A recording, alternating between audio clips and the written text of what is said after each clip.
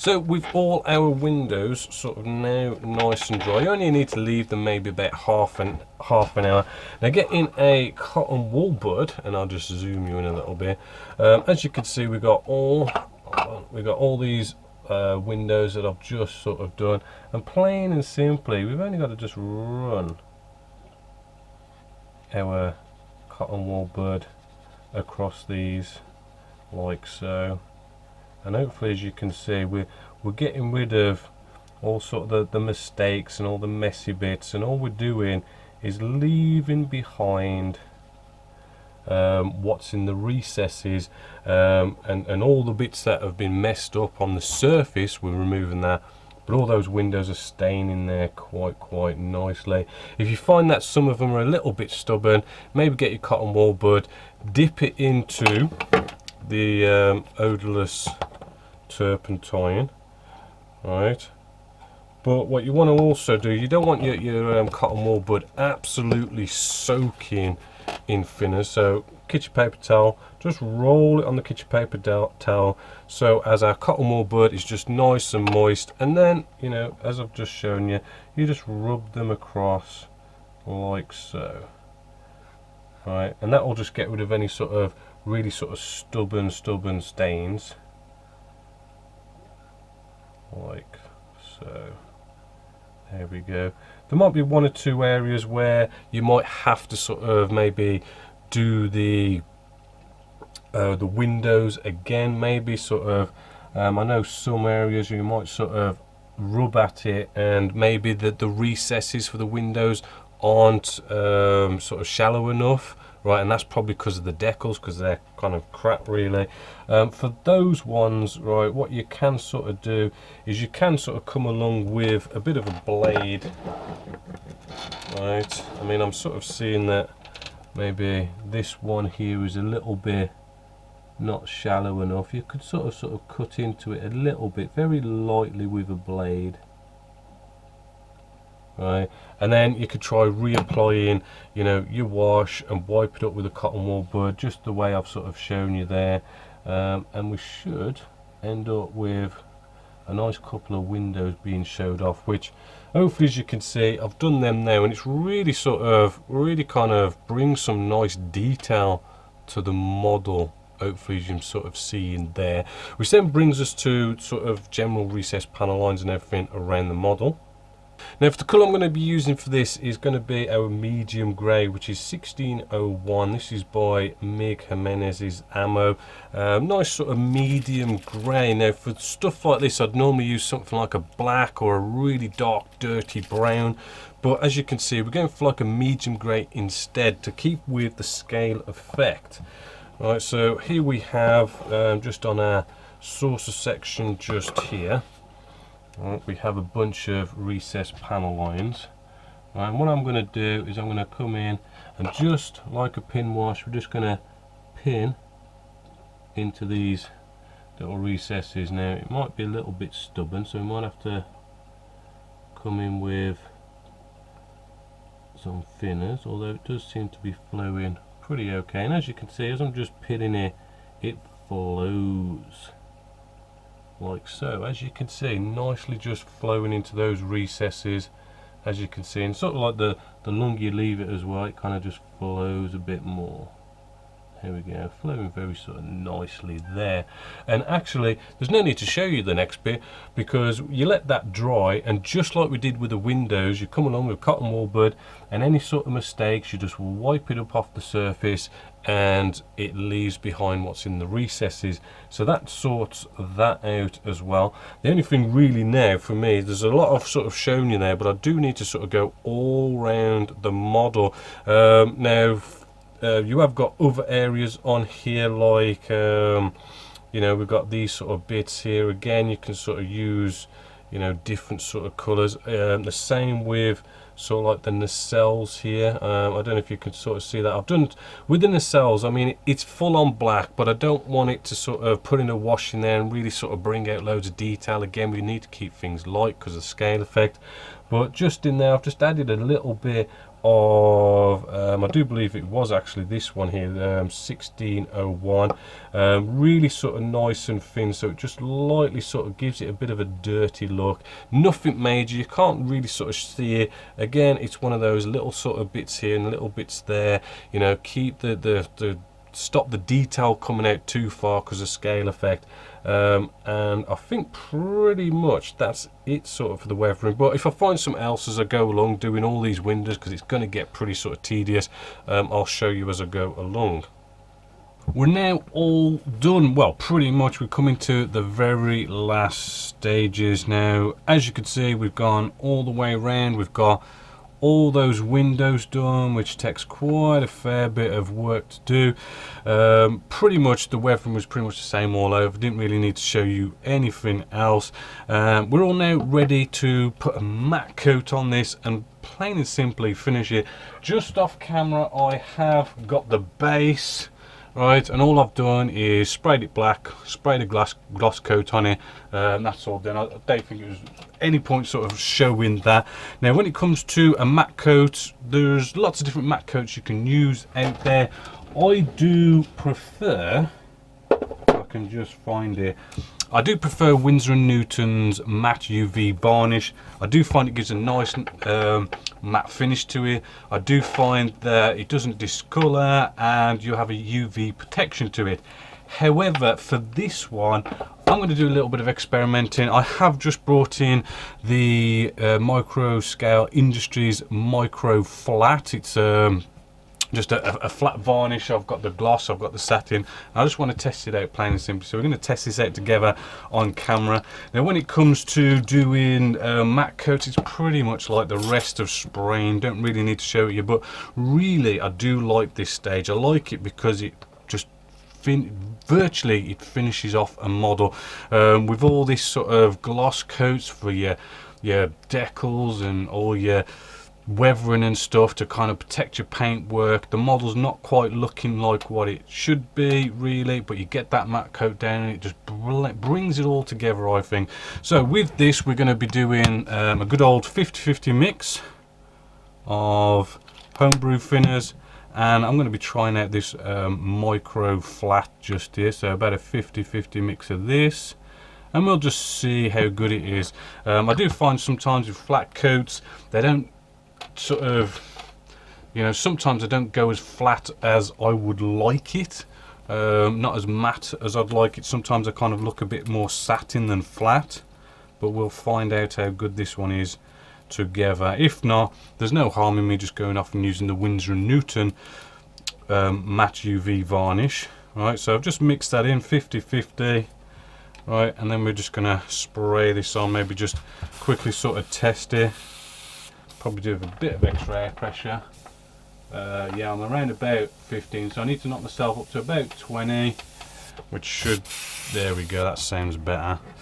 Alright, so we're just going to do the saucer section just here, and we're just going to start off with that light misty coat just all over, right, as we do with any spraying. Right, cut to wear just to dry it off. That first matte coat, that light misty coat, is just lightly sticking to the model, ready for all the other matte coats to really stick better to the model. That's what it's basically all about. It dries pretty quick as I'm cutting to wear, and now we can come in with sort of like a decent light coat. Again, as always, if it starts looking wet, just move along. Right, don't forget those leading edges, and normally after 2 coats we should be looking quite good.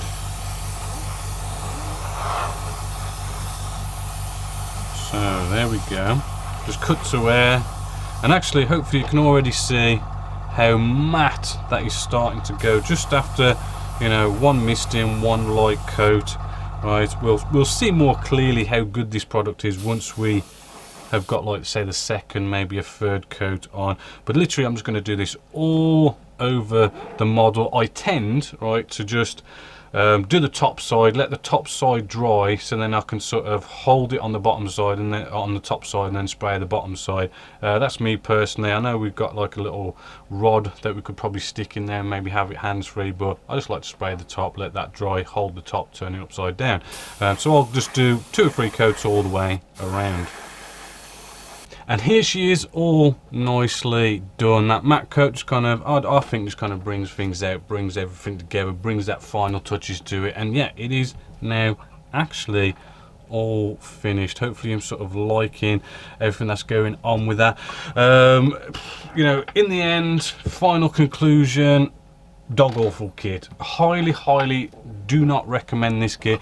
It's really a shame, because I mean, really the kit cost around £80. I know you got sort of like all the Enterprises in there, but you know, all those kits in there were really dog old kits from like 1980s, 1990s, right? So I mean, you know, they've made the money off them kits ages and ages ago. So the whole idea of these wraparound decals was a good idea, and it is a good idea. It still is a good idea, but as I've already mentioned, the decals were so terrible that you know, it just made it, for a lot of people, impossible to complete. I've had so many emails from you guys and PMs and all this kind of stuff actually stating, I'd like to see how this turns out, because I threw mine in the bin because the decals were terrible. They crack like mad. You can't really get them to wrap around that well. Even with all the techniques and everything we used, you know, I'm still not happy with this. This is one of these models, it's a bit like the Mona Lisa. If I look at it from a bit of a distance, right, okay, I can go, actually that looks good, I do like it, it'll look all right in the display cabinet. But if I get really sort of close, right, there's all sorts of little sort of mistakes I can see on this. You know, you can see, you know, if you look really close, maybe you see like a little bit of a rip in the decals, or they've not quite conformed right. Bubbles are still popping up everywhere. I mean, as I went through the whole process of popping up all them bubbles, you'd do a load and then you'd find some more, you pop some more, and even at the end I can kind of see there's a couple of bubbles here and there. Bubble madness, absolutely terrible. So you know, decals really not good.